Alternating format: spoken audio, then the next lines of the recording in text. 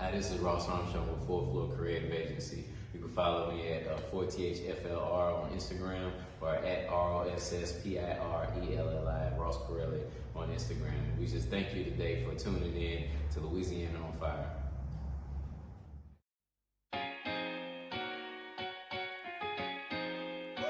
What's up, Louisiana? You tune into another episode of Louisiana On Fire, and today we have the homie.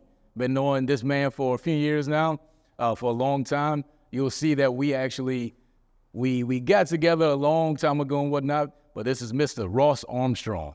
So, man, hey, appreciate you. We're here in your spot. So tell us about yourself, man. Tell us where you come from and whatnot, man. Absolutely, man. I'm from Baton Rouge, Louisiana. I think a lot of the way that I grew up kind of molded me into the things that I do now. Yeah. So, grew up in the church, always have been a person of service, which kind of pushed me into the direction of being a fireman. I'm a firefighter for the city of Baton Rouge as well. And then also like the work that we do now, like I was a music producer for some years. Right. And I woke up this morning, Tim, and I was in the gym and I heard this song by, what's the name, Tate McRae. Okay. And it's a song called Greedy, and I was like, man, it just lit that fire in me. So like I'm about to bring my studio equipment over to our new building here, and I'm like, I gotta get back into it. But music recording, music production, songwriting, that was all service. Yeah. These are service fields. And then now into the film world where we shoot commercials, we do documentaries and different things like that. So I'm just super blessed, and I'm thankful to be of help and of assistance to whoever I can. And you hear the fire trucks in the background right now. So yeah, you off the clock today, though. I'm off the clock. Yeah. I mean, I know you want to run out there and go help, but you off the clock today. I don't know, Tim. I don't know if there's they got enough people on the truck today. Yeah, so they good. So you say you're a firefighter. How long you been doing that for? So I've been a firefighter for 15 years. 15 years. 15 years. So like, give us some insight on that, man. Like, because it's not for everybody. It's a very hard job. I feel like people sleep on it as well. They think that you guys only deal with the fires, but that's not all you deal with. But like, give us a background on what made you become a firefighter. So I say it like this. I think that when I made my decision, it was for other reasons, but it was for other reasons why I made my decision to become a fireman. But once I got into it, I was like, oh, this is the service work. Yeah. These are the things that I feel like I need to be doing to be helpful and to be an asset to my community. Yeah. But one of the things that got me into it, I saw a lot of young brothers that looked like me that were, like when you see some of your partners in the military, and they come out and first thing they do is they buy I don't know what it was, a Charger or something. Yeah. Right. Get him a sports car. Yeah, I mean, man, you tell me, I was seeing all these young black guys that were coming out buying these vehicles. I'm like, oh, that's what I need to do. And once I got into it, I saw that it was guys' work for sure. Yeah, you always been like helpful and service and everything, man. I'm glad to know that you're still a firefighter. I mean, whenever we actually met at Foot Locker in the Mall of Louisiana some years ago. And the funny story about this one, I remember I was working downstairs and you were upstairs, and somebody you were helping upstairs, and they came downstairs and they were like, man, how the hell you just got down here? Like what? I just saw you upstairs, and I'm like, nah, I've been right here the whole time. They're like, nah, man, you've been upstairs. I like, you probably saw this guy's name is Ross. Everybody said we look alike. So a lot of people think that we haven't been. What store were you at? I was at Ladies Foot Locker. I was at regular Foot Locker with Chastity. Oh, yeah. Yeah, shout out to Chastity Raymond, just years ago and whatnot. So you was at Lady Foot Locker. I was at Ladies Foot Locker. Yeah, and I was at regular Foot Locker, and y'all would have to come drop the money at the end of the night and whatnot. But I remember a couple of people just like, man, I just saw you up there, and I'm like. And we had the same haircut back then, too. I feel like you haven't aged any. I got all this white hair kind of speckling. I kind of feel like you just dyed that. I feel like it's just wisdom. I mean, you know. We'll ask John later. Yeah. What he thinks, and we'll ask his opinion on it. Yeah. Well, you've been a firefighter for so long. I don't know. Maybe you got stressed out with the job sometime. But this is something that I hear people do. They say firefighters sleep a lot. Man, that's true. We do get an opportunity to rest and to just be ready, is what I say. So, at any moment, you got to imagine like anything can kind of pop off at any moment. So we don't just do fires; we do all medical calls. Right. We help people get off the floor, like public assist. We help people, you know, anything that you can think somebody will call 911 for. We're the first people to get there. So yeah, the first ones We're the first ones to get there every time. See, that's what I'm glad. See, this is going on because some people don't know that happens. So yeah, but so y'all deal with a lot, and that's what I want people to know, that with your background and everything. Now I'm gonna go ahead and switch gears a little bit. You know, so your wife Victoria, she's actually getting lunch right now for him. You know, Shout out to her. yeah. So she's not here to say anything now. So I'm gonna give you the opportunity to say it now. So who shot their shot first? How did this come along? How did the relationship come about? That is an interesting question, and the reason why is it's like I don't know if shots were ever like taken like that. So yeah, her brothers were my best friends growing up. So I've been knowing Victoria since she was like 8 years old. Yeah, and it's always interesting, man, because Victoria used to hook me up with her friends and all that, and that was my little cousin while we were growing up. So when we first hung out, when we were both in a place where we were single as adults, it just was like natural chemistry. It just kind of naturally hit off. And it would, we'll both say it either way. So I'll say it from her standpoint that, she been wanting me or something like that. But then she was like, well, you the one jumped in my DM or something like that. So it's, hindsight, I don't think anybody was like actively, like we weren't actively like looking for something. Yeah. It was just the homie, like you say. Yeah. But how long y'all been together now, though, man? So we've been together for 11 years. We've been married for 9. This will be year 9. Man, that's a blessing right there, man. Yeah. And I know y'all got 3 kids. I know, you got Jay. How old is Jay now? Jaden is 15. So 15. Fire department lined straight up with him being born. Yeah. Yeah. So you had Jaden, 15. So he's in high school now. How's he? High school. He's doing great. He just showed me the other day he had straight A's, and I was just like, are you proud of this? He was like, because, the kids don't necessarily all the way know how to show when they're excited about something. Yeah. It's just kind of like a little smooth flex. But just watching him, man, it's crazy because he is every bit of who I was in high school, from like the swag to like temperament to like the way he carries himself, the way he moves around. It's like I love to kind of watch it, and that I can kind of like coach in certain ways to say, man, I wish that I didn't move in this kind of way or do this kind of thing. Or, hey, look, this is really great that you're doing this. Yeah. But he's doing amazing, man. We go to the park. I'm officially at that age now where I'm actually having to play him in basketball. Oh, yeah. I took a couple of L's a couple of times, and, we just won't show him this episode. Yeah. Don't, because he'll never hear that from me. No, you always win. You daddy, bro. You always win it. So that's great, because I remember seeing Jaden, years ago when I was still living out here in Baton Rouge and whatnot. And that's one thing for you, though, man. Like, I'm a little bit older than you and whatnot, but you always been very mature, though, So you being a father before me and everything, for me to see how you have become a great father and then a father to 2 more kids as well, man. Yeah. It's been very inspiring to me, man. So even though I'm older than you, you still inspire me. I'm gonna tell you that for sure, man. Much love, bro. Yeah, bro. I'm proud of you, dog. I'm proud of you, man. But tell us about the other 2 kids you guys have together. So we got 2 more kids. We have Rossi, he's my junior, with my wife, and then we have Cecilia Grace. And they are, all my kids have like a very sweet personality, but very different pieces of the spectrum. Yeah. So Rossi, he'll be 7 in a couple of days, and he is visually impaired. And he is the sweetest kid in the world, man. He is just so kind, so thoughtful. And then Cece, she's the sweetest kid in the world, but she also wakes up, brushes her teeth to Nook if you buck. She also has like a little pocket knife that she carries on her. Yeah. She's 2 years old. The other day I was driving down the street. I look over, person swerving in and out of traffic in a Prius. And I look over, I said, my daughter, she driving a Prius. I'm like, girl, where you get a Prius from? So then she tried to lose me in traffic. She ended up losing me at some point. And this is clearly not a true story, but you could only imagine that this is, that she would be driving a Prius. Cece's responsible. Yes, right. She's got a little sweet side with that. The music she was playing, I'm sure, was responsible. But it's the fact that she stole a car at 2 years old.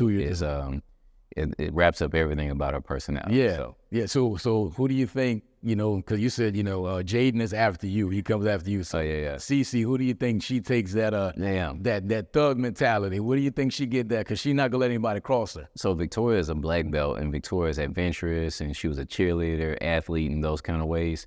Cece has a lot of her mom in those ways. Cece, I think, has my attitude. Yeah. Which isn't something to brag about. It's something that, as I've gotten older, it's like, oh, no, it's not cool to treat people like that. Mm-hmm. It's not cool to talk to people like that. It's not cool it's not a badge of honor to go around and say, it's cool for, to say you know how to make people cry or something, right? And so that's where I feel like I have a challenge as a dad to say, I've seen you before, because I was you. Mm-hmm. And I'm thankful for the opportunity. Rossi, man, I think he's a mixture of both me and Victoria. Mm-hmm. He is like he's something different, man. He's such a sweet and thoughtful kid. And of course, he was a little developmentally delayed, but watching him just kind of go through his journey and get caught up with everything, just makes me super happy to be on this journey. I say this about kids with disabilities. It takes a certain strength, I guess, from people. I'm not saying that I'm a strong person, but I'm just so glad that me and Victoria have the opportunity to be his parents, and that he wasn't born into a family of people that didn't have the capacity for him. Yeah, right. Yeah, I feel like most kids, even though they have the parents that they're with, that's who they were supposed to be with. Because sometimes if these kids they have to go to foster care, they're going to find a family that's going to be there for them. So the fact that you guys had Rossi, and he's blooming, man. He really is. And if you guys haven't seen it, there is a video that went viral with Ross and Rossi. And I mean, it'll pull at your heartstrings for sure, man. Yeah. And how did that come about? How did that video come about? What's so crazy is I'll say good and bad with it. When that video came about, it was we were filming a podcast very similar to this. Mm-hmm. Oh no, not a podcast. We were filming a documentary for this nonprofit called Blind Grace. Yeah. And of course, we're the board members. I'm the board president of this organization that's doing great work to kind of raise awareness around visually impaired kids and adults, and just getting them the resources. So after we finished filming, we were filming at his school.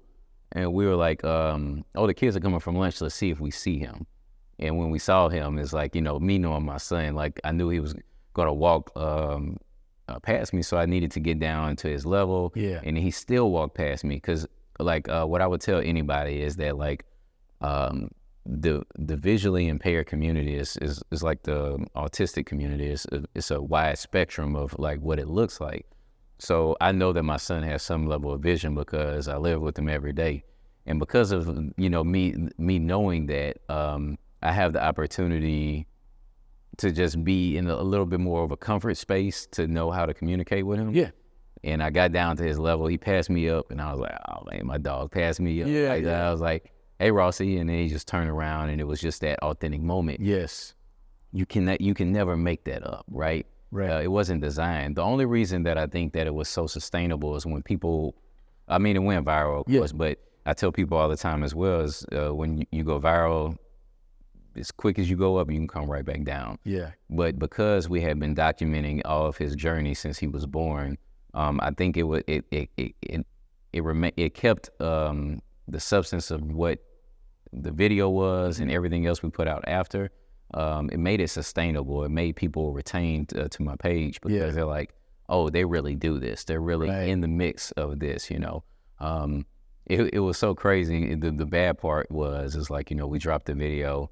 It started going viral. I remember when it hit 33,000 views. I got 2 or 3 comments that were,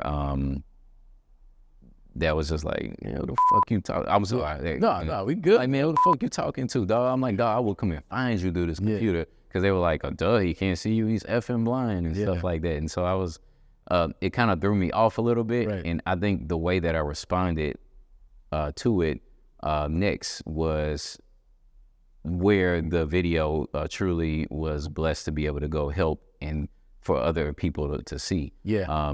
After that, man, the video right now is at 55 million views. Man, it's like literally overnight, I went from like 12,000 followers to literally probably like 150. Yeah. Which I'll talk about that in a second as well.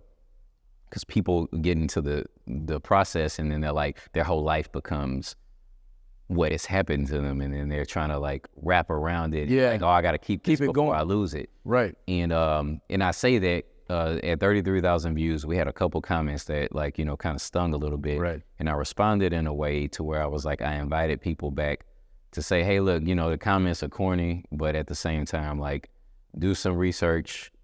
I'm here to answer questions. And two, I just kind of explained what the reasoning of the video was in the first place. Yeah. And of course, you talking about I still get comments every day now. Yeah. You talking about I probably got 100,000 negative. I'm not that many, right? But it feels like it. Right. Yeah. Comments out there, people that just they don't understand because they don't put the time. But that's probably 1% of all of the great feedback that we get from, you know, Rossi sharing his joy with the world in this way. Yeah. And so in January of this year, I kind of took a step back from social media. Okay. We were offered all kind of things from like people offering us money and cars and like dogs, like seeing dogs and stuff like that. And I was like, I need to make sure that I'm focused because I didn't want to put Rossi to work. Yeah. You know, people don't want to give you these things for nothing. Yeah. And so when I made that decision, I think I probably lost maybe close to around 13 to 15,000 followers. Come on. Just because I wasn't posting. Yeah. From like January to May. I jumped back on in May. And now I feel a little bit more balanced on how I would love to share my son with the rest of the world. Right. If I showed you my DMs right now, Tim, it'll either inspire you or it'll depress you. Yeah. But like there are people who are like, man, I woke up this morning and I was gonna kill myself if I didn't see this video of my son. And that's a lot of weight, you know, for Rossi that he doesn't even know he has. Yeah. And then a lot of weight on me and Victoria as parents to say that like, it's not Rossi's responsibility, whatever. I'm glad that the video is helping to save lives, but it's also something that we just have to be mindful that I can't chase an algorithm. Yeah. And I can't chase all of the people that are either going to be helped or going to be hurt from what they see from my page. So yeah, man. I mean, I have to say this, and that's what I was getting back to with it too, is that, you know, every kid is a blessing, you know. But you know, Rossi with you and Victoria, I feel like, you know, because of how you were saying about how you were getting upset and whatnot, but him coming into your lives, I think it balanced you out, you know, in that sense where you could have just went off the rails and this and that, but he's teaching you guys patience and whatnot, you know, and how to deal with people, you know, and it's for a reason, you know, everything is for a reason. So Rossi actually, you know, he helping a lot, not just everybody else in the world, but he's helping you and Victoria out as well. Vex, absolutely. You know, like how was that transition? Like whenever you guys found out, you know, that Rossi was going to have a disability, how did you guys like, you know, pivot with that? How did that, well, you had to change some things, I'm sure, you know? Man, this is something that I often talk about as well. I'm glad that you asked that, man, because I want it to be a true blessing to other parents. Right. One of the reasons why I make sure that I post some of these videos out there is because there was no information, not even from the doctors. Like, I tell people this all the time, like, question your doctors, challenge your doctors. Go get second opinions on everything, because they're only just practicing. No disrespect to them. No, they're human, right? And they're human, and they have a caseload, and there's like a lot of things, and like you can't allow your child to be wrapped up in, into a workload of a busy doctor.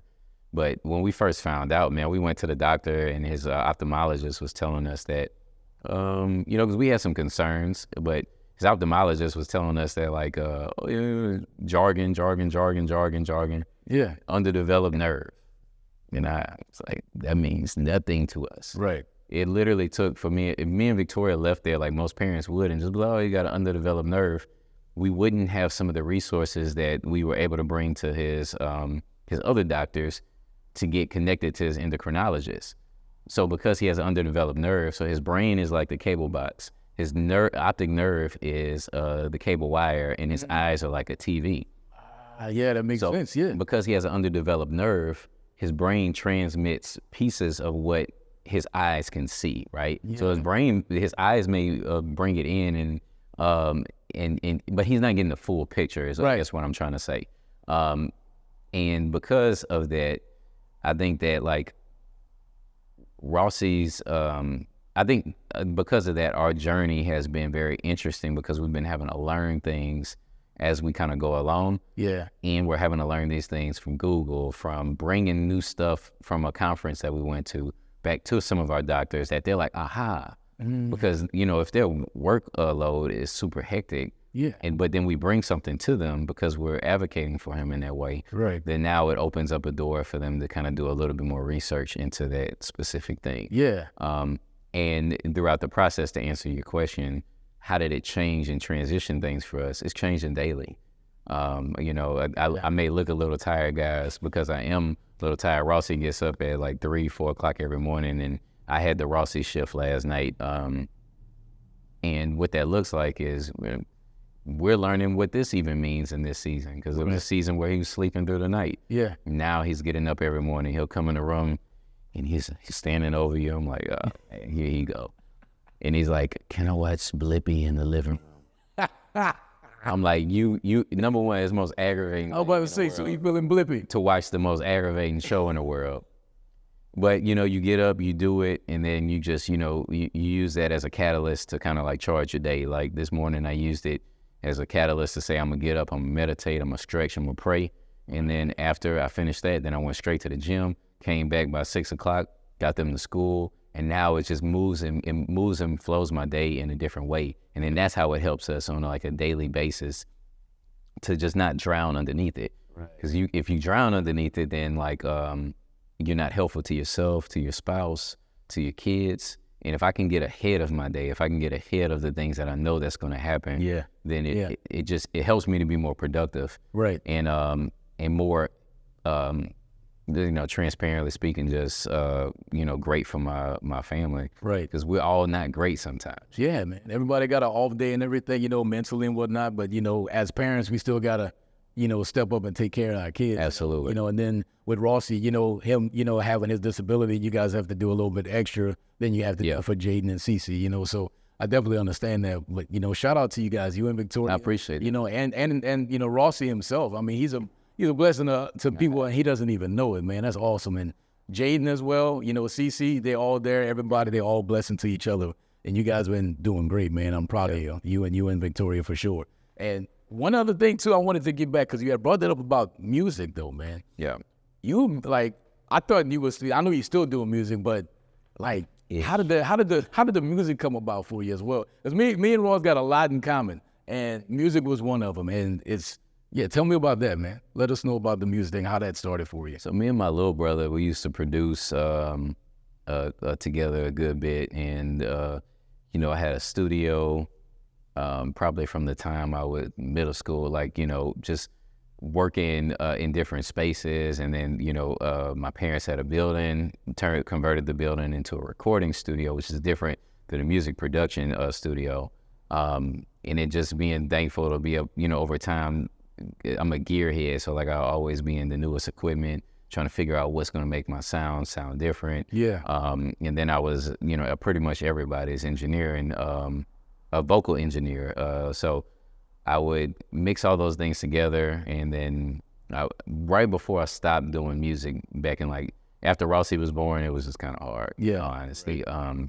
But right before it paused, I was just getting into my rhythm and flow with a couple of artists locally, and trying to go after the dream of pursuing music. And then, you know, life will hit you. But then it happens in like such a strategic manner that it couldn't have happened any other way. Yeah. You know, imagine putting all this work into like fighting the wall behind us, and like I'm gonna just run at it. I'm gonna keep running at it until I bust through the other side. You're going to probably, you know, burn yourself out or hurt yourself, kill yourself or something before you get to the other side. Yeah. You know, and if you wait a little bit more and you get more seasoned, then you know what tools to use to be able to break through to the other side. And that's the part that I'm excited about in this season right now, as I kind of do more film work, accept more music supervising jobs for film, and then also get back into the music production myself. Man, my goal, and I'm just putting this out there, is I want to kind of put some kind of album out as a producer, where I take all of my resources of artists that I've been working with over the years, and I don't even have to go and create any new music. I got so much stuff that's just sitting that I can go and refine and refresh for our day and age that we're in right now, but still, keep it integral to the sound that I created some years ago. It's awesome, bro. Tell me, like, how did you know you had a love and a taste for music and creating music? Like, what clicked to where you was like, you know what, I want to try this. I want to make music. I want to produce. I want to write, because you do all that as well. What clicked in you to where you were like, man, let me try this out? I think when things like that become an outlet for someone, then it gives you the opportunity to find the love and the passion for it. It's just like a cook or a chef, for example, right? It's like they don't get into it because of the money, right? Right. Shout out to my son Jaden. He likes to bake and things like that. Like he tried videography. He could have played for his basketball team. He's had a couple of opportunities to do things that he liked, and one of the things that I, as a father, think that is great for parents to do is to expose their kids to so many different things. Yeah. But because he's been exposed, I don't even know if I exposed him to baking and cooking, but community, right? Yeah. I bake and I cook at the fire station, which is another store. He likes to bake, and he uses it as an outlet. Music was always my outlet. Right. When I didn't necessarily know how to communicate in a way, like being in front of these cameras would have not been a thing a couple years ago. Yeah. In all honesty, like watching Victoria with her platform and building her platform out has helped me for this day, which is probably like one of the first times that I'm like sitting down talking in front of the camera. I've done this before, but it hasn't been as fluid as what we're doing right now. Yeah. But I think that the music was an outlet for me. It gave me a place to kind of communicate through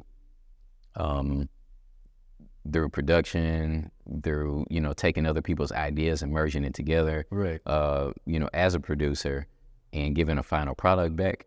It was just it was something that I was appreciated for. It was something that I was sought out after for, and those are the reasons, and that's what pulled me into making me want to do music. Yeah. And building that love I have for it. Yeah, it seems like another part to where that service comes in for you. Facts. Because you're doing that for others, and you did that to, express yourself and whatnot, but in the same time you're expressing yourself, you're helping others express themselves as well. You know what I'm saying? Like, so you making the music and this person is singing, or rapping, and they putting it to a beat that you made. So you're helping them get their feelings out as you get your feelings out. That's a great perspective. That's amazing though, man. I'm glad that you're getting back into it. Yeah. Who were your biggest, still maybe your biggest influences when it comes to music? And what kind of sound do you think you have? Right. So like I grew up listening to like artists like NSYNC and Backstreet Boys and like who's the best one though? Who's out of the group, man? Who's the best out of those two? Who's the best? Oh, so music wise, Backstreet Boys has better, like NSYNC has hits, right? All right, Backstreet Boys had like this R&B soulful kind of feel that NSYNC grew into. NSYNC had more like a pop kind of vibe. But then, just speaking, NSYNC also had Justin Timberlake, and he's like one of the greatest artists of. I agree. That's one concert I'd love to see in person, man. Absolutely. Backstreet Boys they just dropped the album like a couple years ago, and it showed me that I'm like, this is what they're still making good music, and it's kind of adapted to the time. But listening to that kind of music, growing up where I grew up at, it gave me the best of both worlds. And then my parents listening to like everything from Billy Joel to like Walking in Memphis by what his name Mark Kahn or something like that. Walking in Memphis, and they got a singing right here, But like you take a lot of artists like that, and like Billy Joel, Piano Man is one of my favorite songs, and Elton John, and just like. But then my mom listening to Fugees on Saturday morning while we're cleaning up, and being introduced to all these spectrums of music, it kind of like created this gumbo of what I create what I want to hear. Right. Even though I create what other people would like to hear, I think. but I create what I wanted to hear, and it was an infusion of all those things. Yeah. So I actually struggled when I was a producer, because everyone's like, oh man, I need that Baton Rouge beat, I need that jig beat, and I don't know how to make it. Yeah. It's like because musically it just doesn't make sense to me. And you know, when I would try to do it, I went through that whole season, I couldn't do it, and people would say, man, your beats sound like video games. And then so I used to be really offended by that. Yeah. I was like, man, I don't want to make video game beats. I don't want to know. I don't know what you think this is. And and I started really taking that to say, oh, you're talking about it sounds cinematic. Or you're talking. So I started taking some of those core pieces of what makes up a video game soundtrack. Yeah. And I started incorporating those things, like the cinematic aspect and the structure of some of these things, and some of the instruments, these strings, and some of these synthesized sounds. And then I started developing that into my production. And I think it kind of landed me into more of like an EDM world, like electronic dance music. Yeah. Not necessarily as hardcore as dubstep. Right. Mm-hmm. Like I like Afrobeat, but I wasn't making Afrobeat vibes. The tracks that I was making were like chill, mixed with cinematic, mixed with like this with this dance kind of vibe. Right. It was, you know, it was cool, and I look forward to getting back into it for sure. Yeah, man, you definitely should, man. You sound like me when it comes to like music all over, you know, because that's how it's been for me as well. You know, I still think that NSYNC is better than Backstreet. Y'all can say what y'all want, you know what I'm saying? I mean, the boys are bad, you know, but I mean, the Fugees, you know, Jay-Z, I mean, funk music is one of my favorite genres of music. I kind of feel like I probably should have been born in the 70s, to be honest with you. You know, but Isaac Hayes, you know, Parliament, you know, just it can go on, but I can go back to the 50s and 60s as well. But then the 80s, you know, Tears for Fears. I mean, I'm all over. Yeah, I'm all over. Now, when I would make a CD though, what you think about Thundercat? Bro, I was just thinking about Thundercat, but I was like, I don't know if you was. I was like, he didn't merge the 70s into a new age kind of vibe. I think my older brother that's in the building right now, he introduced me to Thundercat. Yeah. Like, what is it, Big Brother? Like, it's like a group of artists, and like old boy from Chicago, BJ, Chicago Kid or something. Oh yeah. It's like artists like that kind of got like this. I'm not even gonna say a new age feel. It's like a feel that I don't think has ever happened before, but it's infused from feels that have happened before. Yeah, essentially. Yeah, man. It's crazy that you said Thundercat, because when you were talking about all the different, you know, musicians, Thundercat came to mind. And I was like, well, I don't know if he's actually gonna be in the Thundercat, if he's heard Thundercat, but yeah, I love Thundercat, man. And Anderson .Paak, I mean, that whole, and then with, you know, then when he did him and Bruno Mars, you know, Silk Sonic. I mean, that's my vibe right there. You know, like, once again, me and Ross got a lot in common. I told y'all music has been one of them. As you can see how we're going off each other, music is just something that we love to do. Yeah. So with music as well, though, you say you were writing. Were you ever like poetic with it? Like, what made you start writing? And like, did it come from like your heart, or were you just, let me just write like a song? They need a pop song, let me write a pop song. They need an R&B song, let me write an R&B song. Like, how did that come about for you? I think I've always been super unorthodox, man. I think that like I haven't ever really worked well within the confines of like how everyone else works. Yeah. So I think that like the more that I would try to fit within genres, the more that I would try to like develop like concepts and stuff that people would ask me to, the more and more that I saw that it was super hard to figure out how to do that. And so like when we would be in these places, I would kind of like create from the heart, and I would kind of create from like from a feeling, and then it would just kind of, you know, grow from there. Yeah.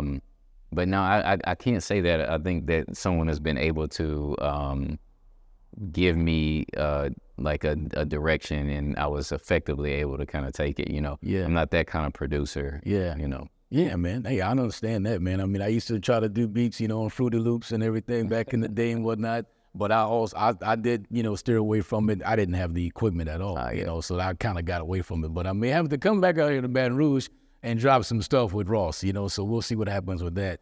And so you did the music thing. You're still doing the music thing. But as you said, now you're going to like production. Yeah. As far as like cinematic, like how did you transfer and pivot to that? You know what's so crazy, man, is that Tim, I got my first camera. I got my lens before I got my first camera. And I picked it up because out of necessity, right? We ran into a lot of situations where we would be trying to partner with different videographers. You talking about this is 2015, 2016. And it was one last situation. I was like, I can't depend on other creatives to be able to help my vision come out in the way, whether it was unprofessionalism or it was lack of vision. And so I picked up the camera for a couple of reasons. One, to kind of, Rossi was just born. We were just kind of understanding, what his life will kind of look like a little bit. And we were documenting things for our friends and family. And then also outside of that, it was just like I wanted to get more placements. What a placement is, it's like you create the record, you create the instrumental, and then you go out there and you leasing it essentially to a commercial so they can use it, or a movie or a TV show to use it for 30 seconds in there. Yeah. And that's where the real money is as it concerns publishing. And I think that throughout that process, like, it moved me into a place where I was like, I have to be able to kind of create the outcomes. I have to still kind of control it. And then also I'm just organically trying to show what it is that my son has going on. Yeah. And it naturally grew and organically grew into where we are today, where we're filming these commercials, where we're filming, these documentary series, where we're doing brand marketing, visuals, and all those things like that, to the point where we were able to buy commercial real estate, and we're getting into commercial development for the spaces that are around us as well. I'm just excited about the journey because it's all been organic. Yeah. And I don't necessarily know if I have a definitive answer on how, this journey as into film has come. Like, it wasn't like I planned it. Yeah, I wouldn't put a course out that said, you want to know how to make how to make 6 figures in your film company, listen to me, because I think that is the grind and the hustle and all these things have to be specifically for that person, and to their story and their journey, Yeah, man. Well, and look, you've been doing great with this, and it for me, it shocked me, as far as not like a bad shock, but like, oh man, you went from music and then you went to this. But it seems like every time you actually jump on something, yeah, you dive into it and it's the music and video. Like I tell people all the time, like, music editing and video editing is like the same thing. And if you kind of like look at the dynamics of like how you come in this way, and then you build people up and then you bring them in, and like you control the story of music or a film in the same way on that timeline in the computer.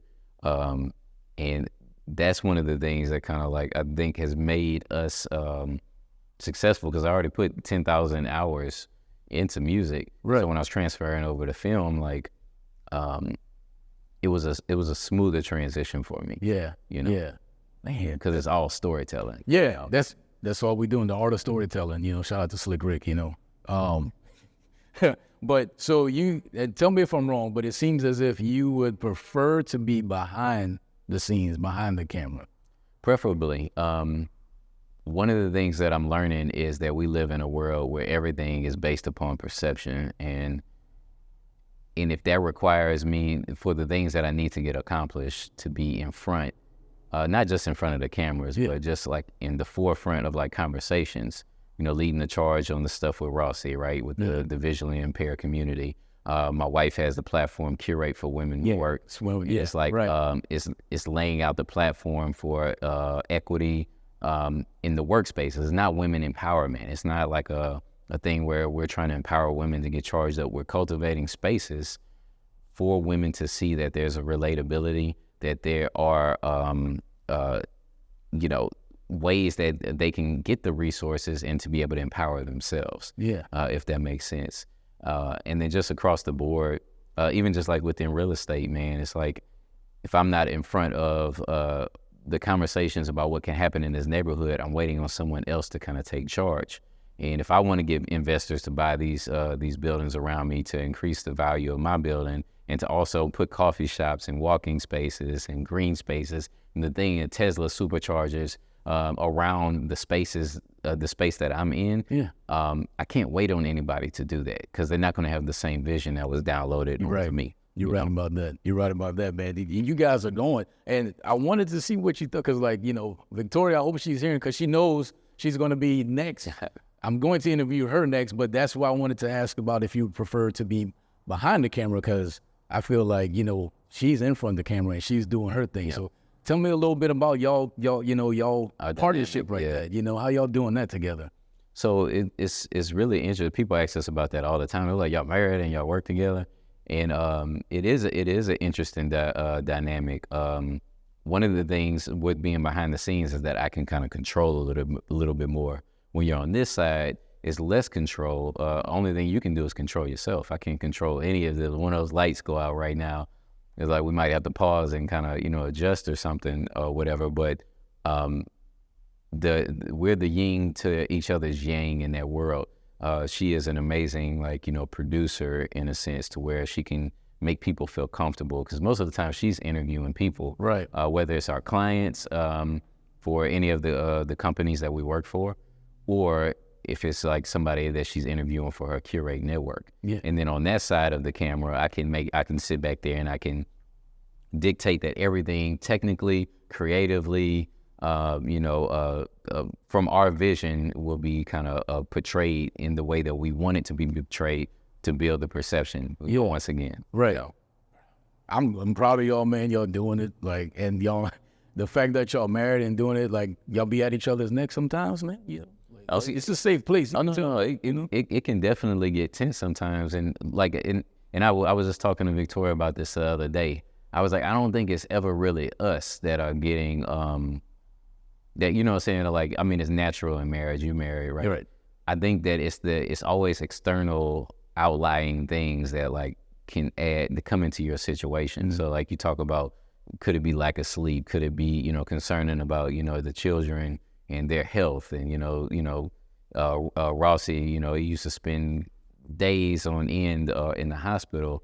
And it's you start taking a lot of these things, and then you talking about you running a business as well. And then as we're working together, your mind can be in different places. Right. And sometimes the people that don't deserve the outlash, just because they're around, they'll kind of get the outlash of some of the external things that life will offer to you. Yeah. And I think it's just our responsibility to make sure that we stay here, and that we stay on the same page, and that we stay respectful, that we stay communicative, and that we always look for solution. And I'm talking to myself right now, because I'm definitely not the motherfucker to have the answers for that, right? No, me. But I think she's helped me a lot to kind of see that, hey, look, it's not a cool thing for you to get overwhelmed. Mm. You have to acknowledge the way that you're feeling, but then you can make a decision, and the next decision is going to determine the rest. I guess the outcome. Right. Yeah, because this decision can affect how this goes the rest of the day and whatnot. So yes, sir. That's true. So you got to kind of take a step back and whatnot, and that's why I feel like Victoria and the kids, not saying you've been Incredible Hulk to where you just get mad and angry and all that, but you definitely you're mellow, man. Me and you always been good anyway, so it's mellow, but I know sometimes you get frustrated and stuff, so you're doing good, man. I know they've been melling you out, man. The what you guys have built so far, I can't wait to see where it's going, man. So you guys are doing the damn thing, man. I'm proud of y'all. I appreciate that, man. Let me ask you this, though. Tell me what a day in the life of the Armstrongs is. Tell me how that goes, man. So you kind of hit on a little bit about 3 a.m. sometimes, with Rossi. So tell me, and include the work too, the production that you guys do. So give me a day in the life of the Armstrongs. Man, our whole day in life, and I'll credit Victoria for this as well, has been assigned to calendars. Otherwise, life wouldn't be possible, man, because we are literally back to back to back to back. So we'll wake up, Rossi will wake up super early, and we have to just get ahead of the distractions and interruptions that can come in our day, starting as early as 2-3 o'clock in the morning, right? Yeah.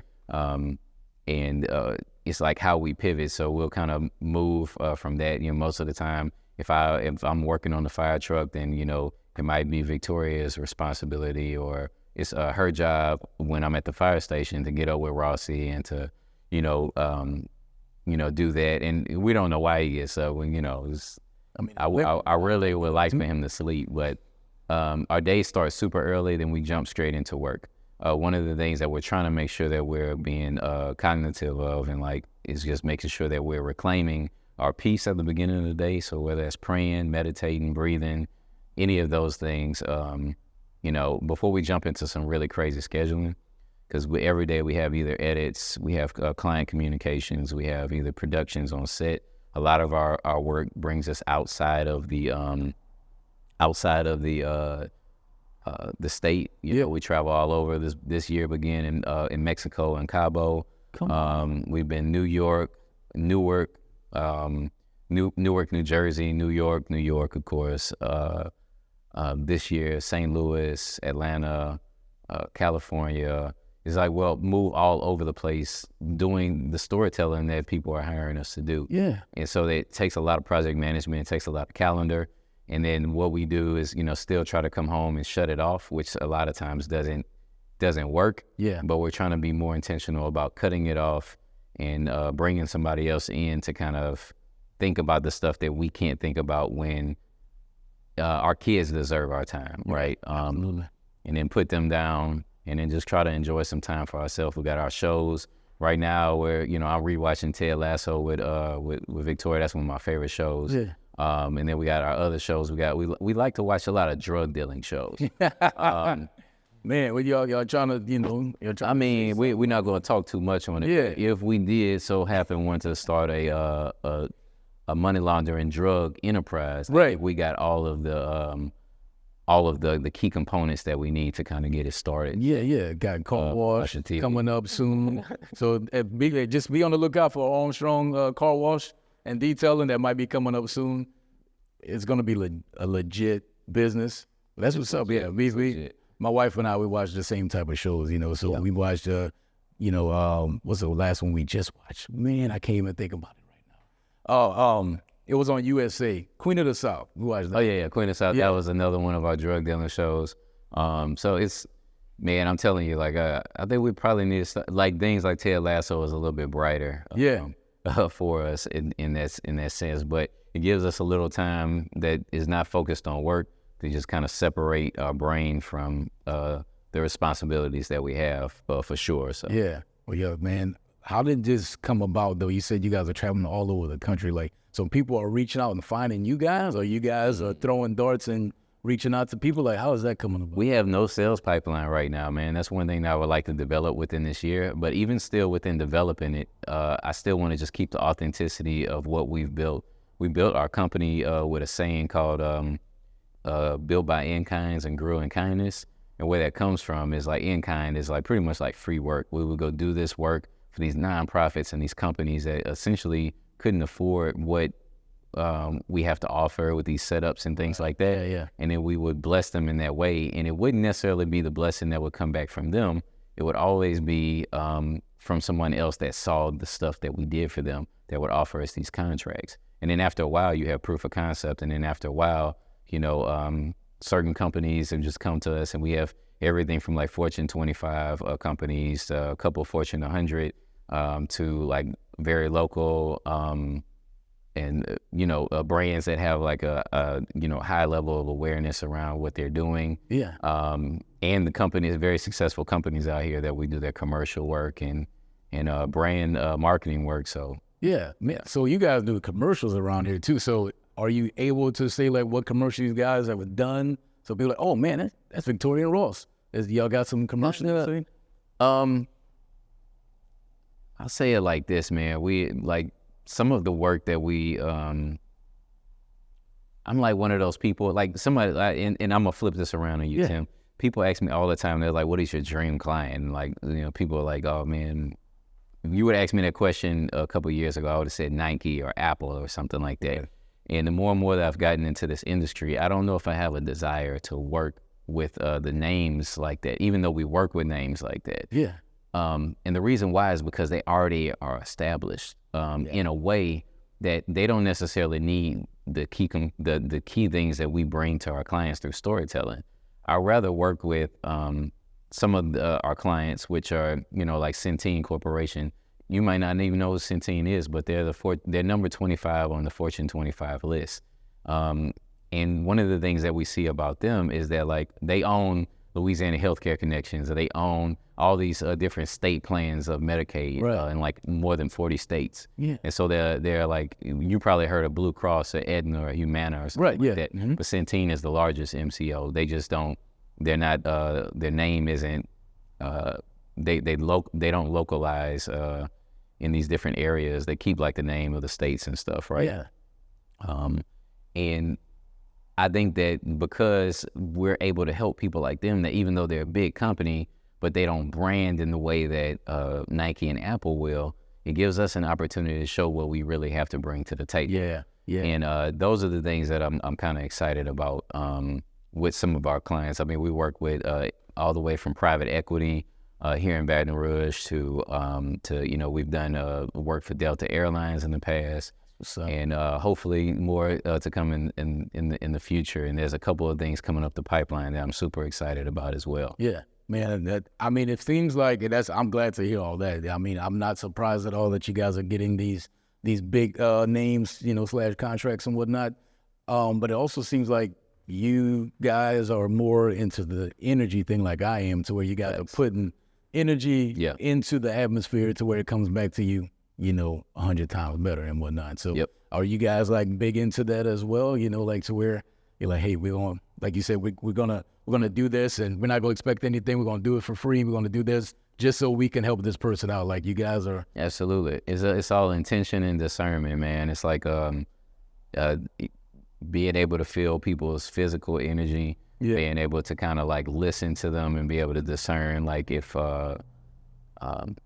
you're aligned to do work together. Yeah. Because every dollar isn't a good dollar, man. You're right about that. You don't want to go chasing after. It's just like the analogy I used earlier about running through the wall. Yeah. Just imagine getting money and you're holding yourself back from the bigger money or from bigger opportunities because you're pulling at this money that you think is what you're supposed to be aligned to, and you were never supposed to be there. Yeah. Yeah. Man, you hit it right there, man.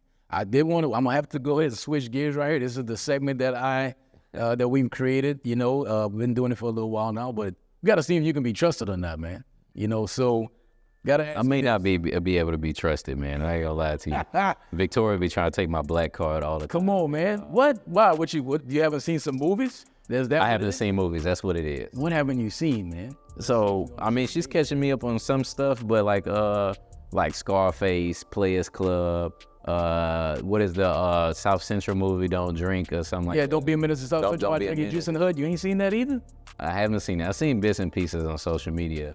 But I ain't gonna have you judging me either. So you're kind of breaking my heart right here, man. Like, all right, so you seen, okay. Well, let me ask you this. Before you try to take my card, like, have you seen like Pineapple Express and like that's my kind of movie. I like Dirty Work and Pineapple Express and like Due Date and stuff like that. Yeah, I've seen those too, so I've seen those. You're a little well versed. Yeah, so I mean like, right now the wife and I we're finishing up Yellowstone, but I mean Yellowstone, so we watch all kind of different stuff. I mean, cause we used to love Empire. Yeah. And then I don't know, Cookie and Lucius, but we kind of switched up on that. You kind of got a Lucius thing going on, man.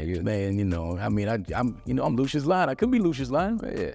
You know what I'm saying, man? I just got, if I work on the main, I'll be all right, But yeah, man, so you, I can't believe that just some things you haven't seen, man. It's kind of breaking my heart. We can pivot from that. Okay, all right, yeah. Because we ain't gonna have the people judging me either. Let's go back to this, though. All right, so we're go ahead, them judging me, talking about he ain't never seen it. You seen Friday? Yeah, I seen Friday. All right. Yeah. So we good. I seen all the Fridays. Okay, so we good on that one. You seen the Harlem Nights? Yeah. I see it.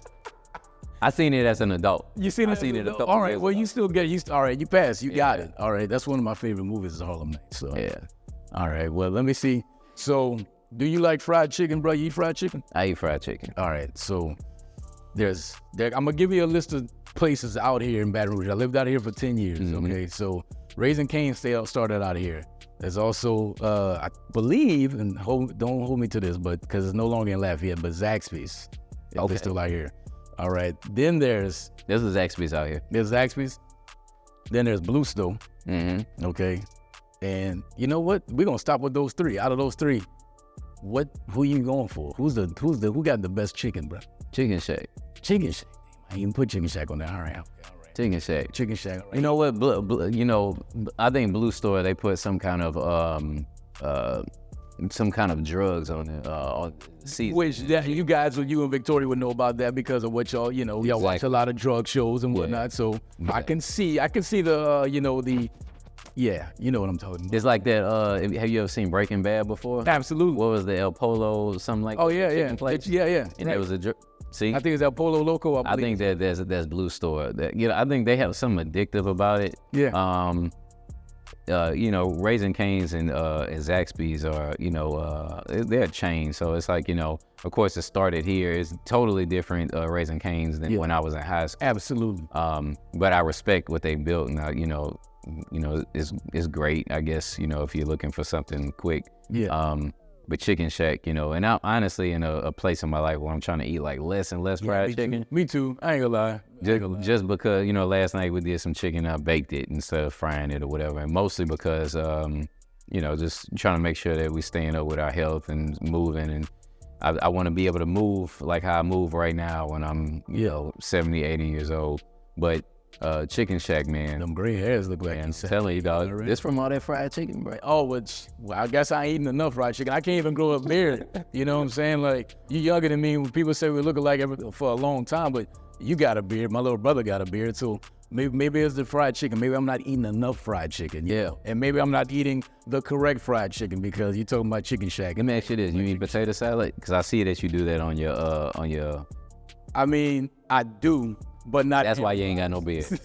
Cause I'm eating the potato salad. You eating potato salad? That's why you ain't got a beard. Man, well look, you can't just eat anybody potato salad. All right, Thanksgiving coming up. So like your family be having potato salad? I don't eat potato salad. You don't eat potato salad? I don't eat potato salad. Not even none at all. I don't eat none. I don't eat the ones with the raisin in it. I don't eat the ones out the microwave. Microwave potato salad. I don't eat the ones that come out the fridge. None. Okay, so no potato salad. And look, it's not that I don't think potato salad could potentially taste good. I think it's like a mental thing for me at this point. What is it about it? I mean, there's a part of it for me. I want to say it's like the egg and the mayonnaise and the mustard and stuff that throw me off. It's like in the relish. I can only eat egg scrambled, mayonnaise. Wait, you can only eat egg scrambled? Yeah, I don't like fried eggs. What? Yep. You don't like fried eggs? You only eat scrambled eggs? I mean, I love eggs regardless, except for when it's runny. I don't like runny eggs. That was on one of the other episodes. Well, you know what? I ain't gonna say I would prefer my egg scrambled because like sometimes like if I get an egg sandwich, get it from a certain place, they gonna fry it. They don't give you the option. Yeah, like Waffle House. Yeah. Yeah. You like Waffle House? I do like Waffle House. Do you prefer Waffle House or IHOP? Man, you should get Waffle House to sponsor your. I mean, if you do a commercial for them and whatnot, maybe you can plug your boy for that connection, right? Yeah. I mean, I never really seen a Waffle House commercial, but if they were to have one, I think you and Victoria can make it happen. Absolutely. I'm still, but that doesn't change the fact that you only like to eat scrambled eggs, though, man. Okay. I probably need to stop eating scrambled eggs. What's wrong with scrambled eggs? I like scrambled eggs. Scrambled, fried. I mean, and as being a fireman, like I've learned a lot of these things over the years, like the carcinogens that are in like certain food when you cook it. So like smoked meat's some of my favorite. But they say you're not supposed to eat smoked meat every day, all day because of the carcinogens that are in the meat from the smoke. And so some kind of way from like when eggs get cooked, they say it's like equal to like you smoking a certain pack of cigarettes. What? When you scramble eggs. Man, I can eat eggs like every day and I do eat eggs like every day, so. Wow, and I was thinking about putting something on the pit, this weekend, but now you got me worried because of the well, I mean, you just gotta live the cartilage or whatever you said. The cartilage. Go back to intentionality. Got all that stuff, man. Can't be afraid of it. Nah, man. But wow, more you know. Yeah, you definitely giving me some information to leave with today for sure, man. Oh, that Wow. I'm gonna get back to all that other stuff. Let me catch my because I'm still kind of, with the movies and everything. What now? I'm just kind of hurt that you didn't, some movies you didn't watch, but we'll get past that, man. But with that being said, though, Ross, man, like, I want to thank you for the opportunity, man. I'll be back, Victoria, to interview you as well. Just letting you know, if she can hear me, she probably can, but I want to thank you guys. May or may not be in the building. I'm sure she is. She gonna see this though, but I want to thank you guys, man. Let everybody know where they can find y'all, man. Like, just for the family, for Rossi, absolutely, for work. Like, where can they connect with you guys? So, like, most of our movements and interactions are gonna be like on Instagram. So I'm at Ross Pirelli, ROSSPIRELLI on there. With our business is at 4TH FLR. And it's going to be the same with our website, 4thflr.com, which spells out 4 floors. Yeah, where did that come from? Because I'm telling everybody about it, but now I got to, where did that come from, man? So we were 4 floors fully spelled out, and I had a business partnership I had to separate. So I dropped the O's and rebranded it as 4THFLR. So where did the the name? Yeah, absolutely. So music. Yeah. So the music production company was named 4th Floor initially, and it was because I would always leave out of the studio, because you're in the studio, you're trying to create, and sometimes it'll be a blockage, or people will ring the doorbell and see if you're open for business, and it was hard to create sometimes. So I would go get hotel rooms, and it would always end up being on the 4th floor. One of Victoria's apartments that she lived in during the time where 4th floor was starting to grow, it was on the 4th floor of that building as well. So it's like I was seeing a lot of signs centered around like that particular name during that season, and it just stuck, Right. Yeah. Man, I've always dug it, man. Me and my boys used to, like I said, we used to do beats in college, and we were living in Jones Hall, Southern University, shout out. We was on the 3rd floor, and we used to call our little production thing with 3rd floor, Dirty Third Productions, man. I'll set it up, man. So 4th floor, 3rd floor. Once again, Ross and I with his connection and whatnot. With that being said, man, I want to thank you guys once again for giving us the time. Everything that you guys see and hear is just from Victoria and Ross and their production company. So it's going to look a little different. It's going to look better, actually. So I'm going to have to step my game up. But it's definitely a big inspiration to us all. So thank you, man. Appreciate your time. Continue to do what you do, man. Many blessings to you, bro. Much love for you, dog. And I'm just proud to see how far you guys are going to go and the direction you guys are headed, man. So thank you, man. I appreciate your time. Absolutely. Appreciate you, man. Yeah. With that being said, it's another episode of Louisiana On Fire. Signing out. See you on the next one. Yeah, dog. Man. Oh, no, you did great, bro. You're definitely going to be... Hi, this is Ross Armstrong with 4th Floor Creative Agency, and I would love for you guys to go check me out at 4thfloor.com. That's 4thflr.com, and on Instagram at 4thflr. You can also find my personal Ross Pirelli at Ross Pirelli, ROSSPIRELLI. Thank you. What's up, Louisiana? Thanks for watching another episode of Louisiana On Fire. Make sure to like, subscribe, and share. Oh, and don't forget to hit that bell so you can be notified for the next episode.